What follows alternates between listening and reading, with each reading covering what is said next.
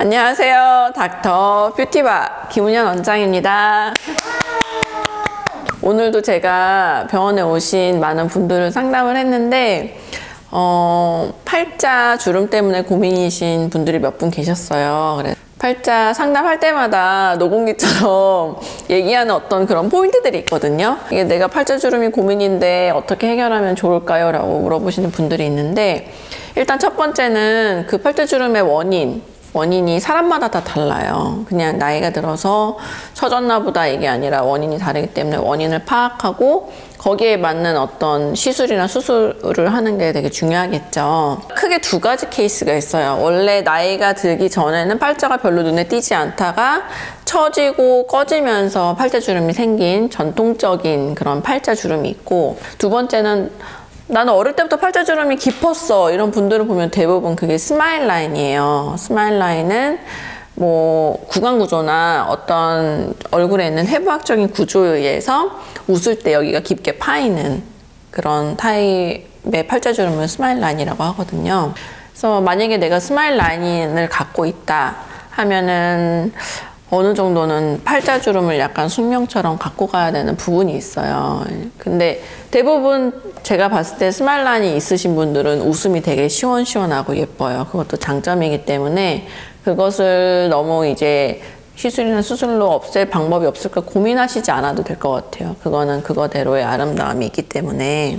그래도 나는 스마일 라인을 조금 개선하고 싶거나 나이가 들면서 또 스마일 라인이 깊어지는 경우가 있기 때문에 개선하고 싶다 하시면 그 부위에 필러나 보톡스나 어떤 실을 이용해서 개선하는 방법이 있어요. 일단 첫 번째로 근육이 당겨서 이게 깊게 보이는 거니까 보톡스로 그 힘을 줄여주는 방법이 있고, 그리고 같이 하면 좋은 방법은 이제 필러를 소량 채워주는 거예요. 스마일 라인이 아무리 어릴 때부터 있던 근육에 의한 움직임이라고 해도 한 20대, 30대가 되면 잦은 근육 운동에 의해서 그 주변에 볼륨이 꺼져 있는 경우가 많아요. 그 부분을 뭐 지방이나 필러를 이용해서 볼륨을 좀 채워주면 덜 파여 보일 수 있는 그런 방법이 될 수 있겠고, 또 요새는 대부분 환자분들이 더 많이 아시거든요. 팔자에 필러를 많이 넣으면 안 좋다, 어색하다, 원숭이상이 된다, 인중이 길어 보인다, 그렇게 많이 알고 계세요. 사실이에요.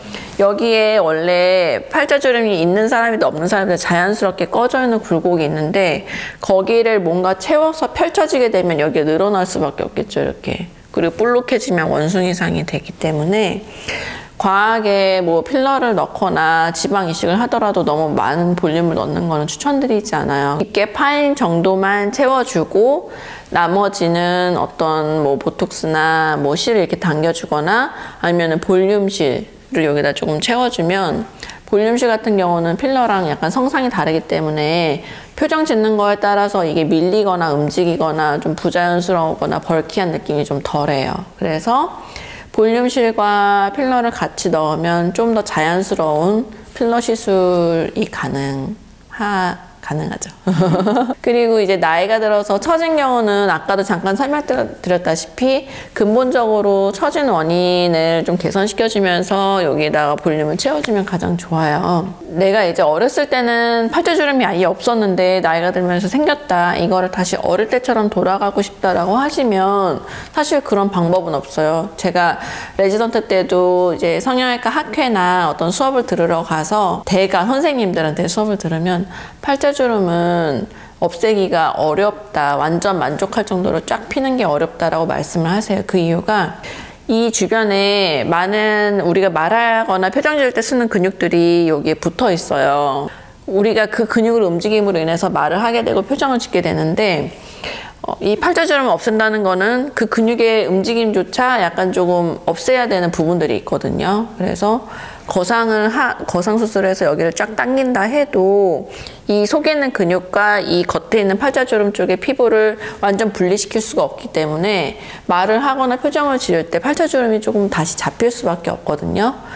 이거를 완전히 해결하기 어렵지만 간단한 시술로는 여기 처져 있는 거를 조금 올려주고 볼륨을 채워주고 보톡스를 놔주고, 좀 더 근본적인 해결을 원하신다 하면 거상을 하면서 여기 다시 뭘 또 채워주고 그런 방법을 통해 개선이 가능합니다. 개개인의 얼굴의 형태나 얼굴형, 피부, 그리고 꺼짐 정도를 고려해서 보톡스나 실, 그리고 필러, 지방 이식, 거상 이런 방법을 복합적으로 이용하면 지금보다 팔자주름을 개선하는데 도움이 많이 되실 거라고 생각이 됩니다. 중요한 건 모든 시술과 수술은 충분한 상담을 통해서 내가 기대하는 결과를 얻을 수 있을지, 그리고 그 결과를 얻는 방법이 어떤 게 가장 좋을 것인지, 또 내가 선택하는 방법이 어느 정도의 다운타임을 가질 것인지에 대해서 이제 설명을 듣고 결정을 하시는 게 좋을 것 같아요. 마사지 해야 되는 그건 뭐예요?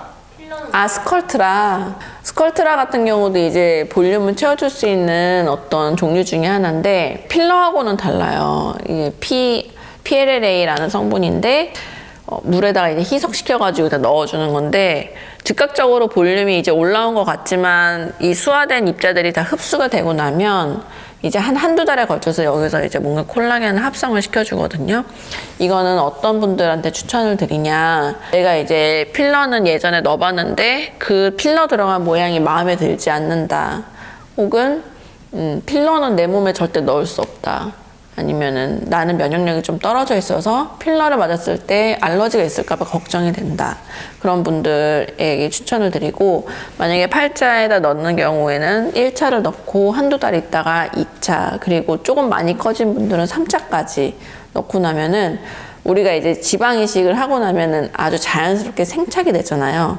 그때의 모양을 좀 구현할 수 있어요. 스컬트라는 어떻게 보면 오히려 필러보다 좀 더 자연스럽게 볼륨을 채워주는 물질이고, 필러도 과하게만 넣지 않으면 자연스럽게 볼륨을 채우는 데는 무리는 없어요.